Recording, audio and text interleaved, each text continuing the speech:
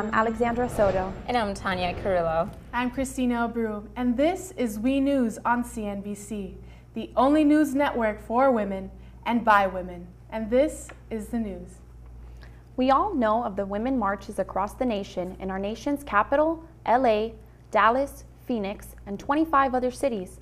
But what now? What's next for the Marcher movement? Over 900,000 women recently marched in Los Angeles and Washington, D.C., and over 4.5 million marched across America with a passion for women empowerment as their only common denominator. In other news, Meghan Markle, Britain's next princess-to-be, announces her #1 cause in 2018 is women empowerment. What's interesting is I hear a lot of people saying when speaking about girls' empowerment, finding and knowing their worth, or women's empowerment as well, you'll often hear people say, well, you're helping women find their voices. And I fundamentally disagree with that because women don't need to find a voice. They have a voice, they need to feel empowered to use it, and people need to be encouraged to listen. And coming up after the break, we have news on the We Tour, the nation's largest woman-empowered concert tour coming up. News on #MeToo, #NextUp, and more. So don't go away, but first, these words.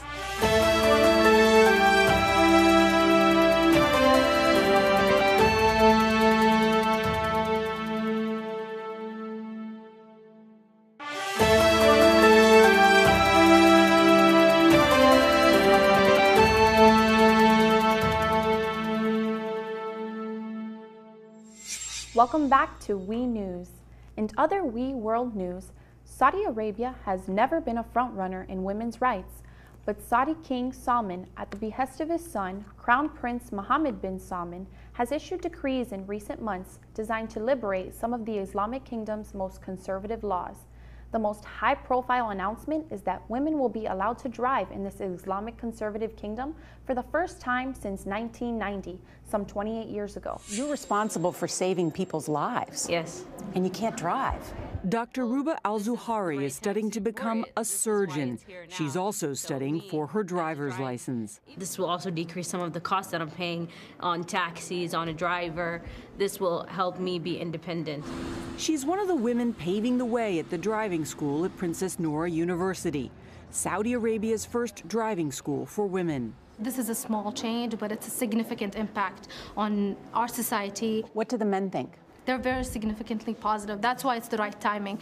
Back in 2011 and 2013, there was negative reaction. What's changed? The whole society is changing. This new policy allowing women to drive begins June 24th, 2018. Tanya? Yes.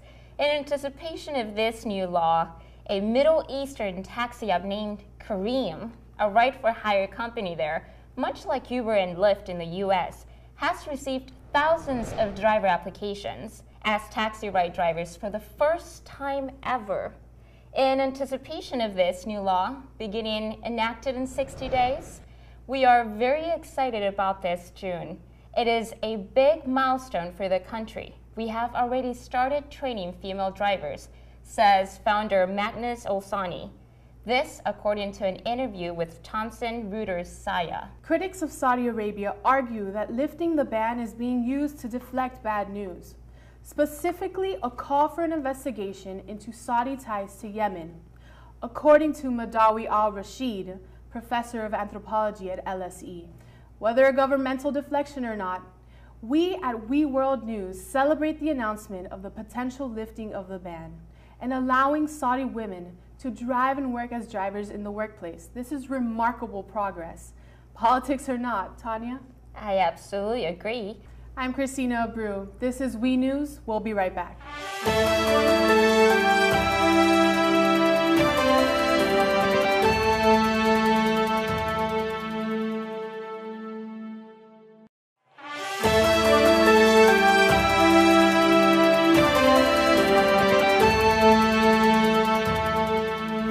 And we're back. Even nuns are feeling the women empowerment fever. According to Vatican magazine, nuns are complaining of being used as cheap or free labor. Vatican magazine urges the church to stop using nuns as cheap labor. The Vatican magazine denounced widespread exploitation on nuns for cheap or free labor, saying, The male hierarchy should stop treating them like lowly servants. When Maureen Sullivan was only 12 years old, her mother sent her to what was known as an industrial school. This after Sullivan was abused by a family member. But that lovely school turned out to be a Magdalen laundry to do work every day. Instead of an education, every day Sullivan says she was taken down a dark, dank passageway to a building next door and put to work. It was just, you know, it was sticky, sweaty. It was just horrible. 4 orders of Catholic nuns ran the 10 laundries around Ireland. The women say the labour was relentless, injuries common. Very heavy work. If you weren't doing the sheets quick enough, they'd come over and hit you a box into the side of the face. I often collapsed. Many a time I collapsed. According to the women, the original mission of saving souls had somehow evolved into a money-making operation built on the backs of unpaid, unwilling laborers who were strictly controlled, as seen in this excerpt from a list of rules published in 1898. They should be obliged to go to the dormitory in silence. We should not allow 2 children to be alone. The female nuns are sent to the male priest housing dorms to clean and iron male priest clothes and prepare warm meals for the male hierarchy. The scenario painted is that female nuns rise hours before the male priest, and while the male priests sleep, the nuns wash, iron, and prepare the hot meals for the male hierarchy. So when the males arise, they walk down the hall where everything is already prepared and waiting for them. Some of the nuns have PhDs in subjects like theology, and with no explanation are ordered to be domestic servants that have no relationship to their intellectual formation, nor are they even allowed to sit with the males at the same tables they serve. The female nuns are forced to sit and eat at separate tables, much like children at Thanksgiving tables. The struggle is real, sisters. We feel you. The struggle is real. The nuns issued a statement saying their hope in speaking out is to, quote, create conversation that leads into a richness for the whole church, and they hope that the male hierarchy sits as an occasion for a true collection of power in the church. And now, for a week commentary on the week, is Alexandra Soto.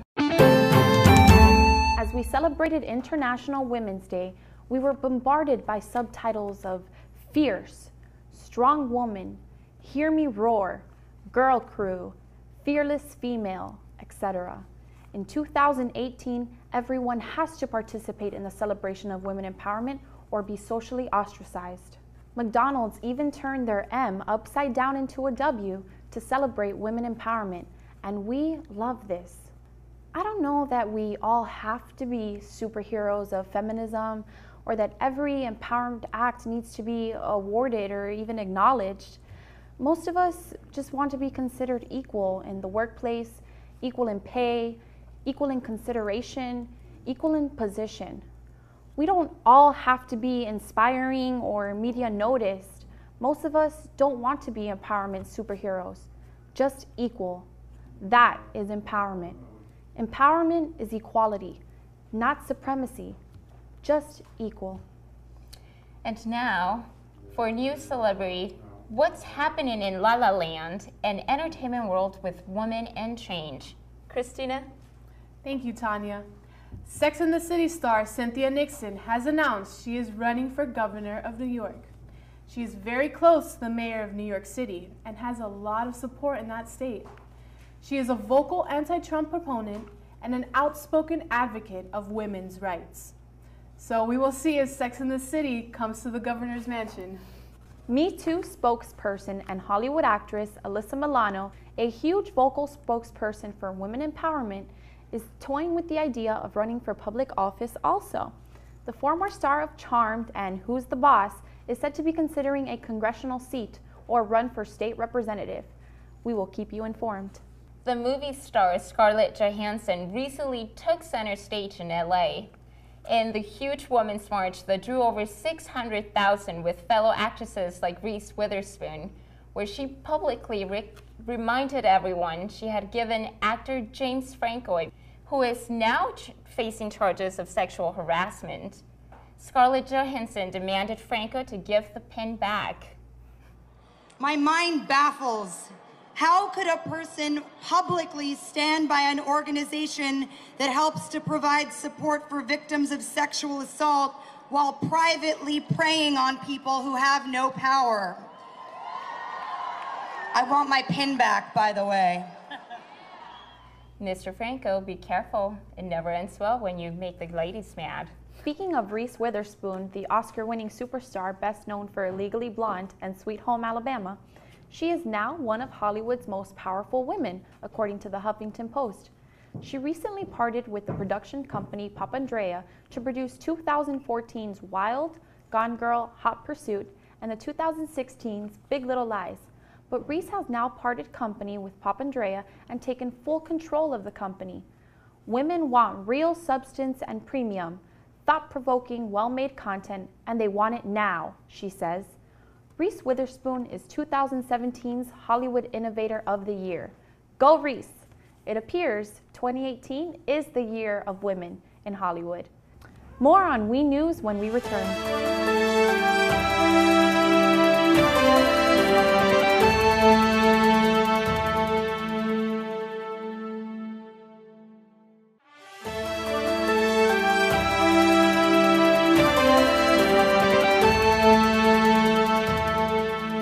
And welcome back.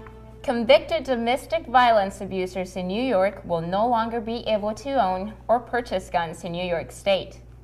The New York State Legislature passed a bill that would prohibit convicted domestic violence abusers from owning or buying any gun for any reason. According to New York State Governor Andrew Cuomo, a Democrat, New York is once again leading the way to prevent gun violence, and with this common sense reform, break the inextricable link between gun violence and domestic violence. Laws like this address a very real problem across this nation. The presence of guns in a domestic violence situation increases the risk of homicide by 500%, according to the National Coalition Against Domestic Violence. Current state law prohibits felons from possessing a gun. Cuomo's proposal adds misdemeanors to the list of prohibited offenses. It also expands the types of prohibited firearms. Right now, handguns must be surrendered during an order of protection, but Cuomo says long guns like rifles and shotguns are still allowed. He says his legislation would force offenders to hand those over as well. Karen Panzarella is a domestic abuse survivor. In her case, she says she would have felt a lot safer had this legislation been in place all those years ago. The judge did make him remove the firearms, but he allowed him to put them at his friend's house.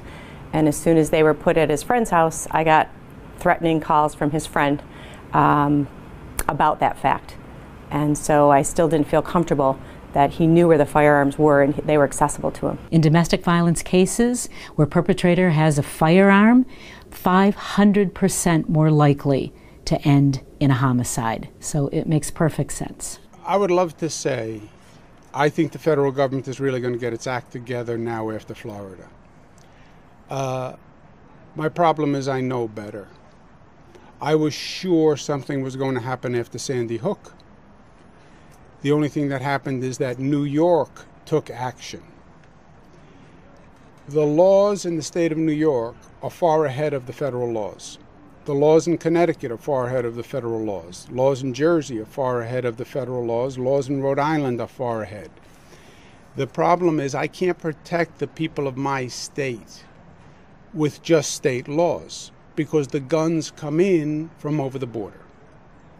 So we really do need a federal law. If you don't believe you can get a federal law, the next best thing is a coalition of states. And that's what we're doing.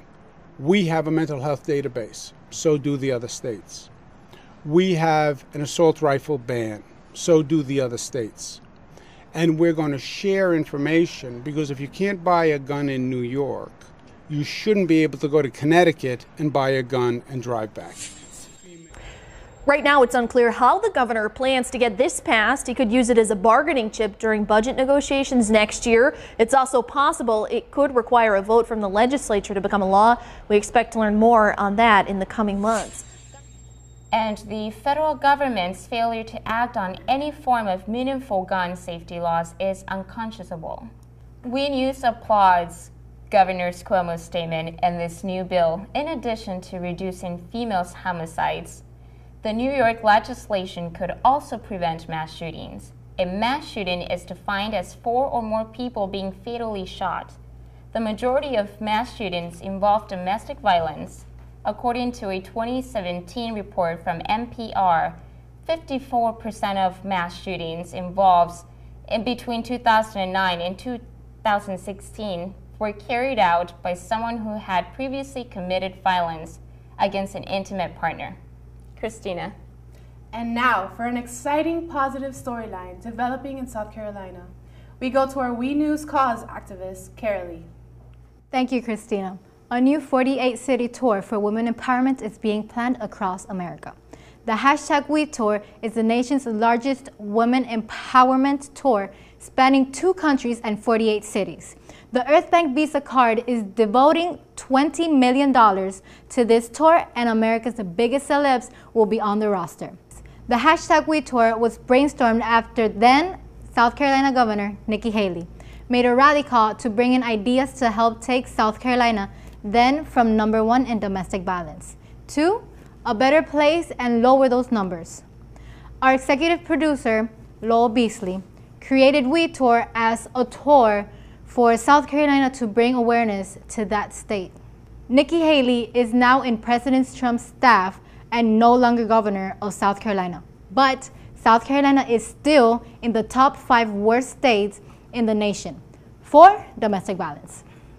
So, hashtag We Tour is committing the funds from its now planned 48-city national tour to empty the domestic violence shelters in South Carolina, giving every approved domestic violence shelter victim a car, a steady job with benefits, and their own residence. Hashtag We Tour is doing this to not just talk about it, but be about it. I am so honored to say I am the appointed national spokesperson for hashtag We South Carolina. And hashtag We Tour is pledging these millions of its own profits to challenge sponsors, corporations, churches, and other organizations to do the same in their own state. The Earth Bank in Canada and We Tour will be making a public announcement in these coming months. But hashtag We News wanted to break the news first. South Carolina is being prepped to become the new template of how to turn the tide and reverse the numbers of women in domestic violence centers. This is Carolee. We News, back to you in Miami. This is We News. I'm Alexandra Soto. I'm Tanya Carrillo. And I'm Christina Abreu. Thank you for watching. We'll see you next time.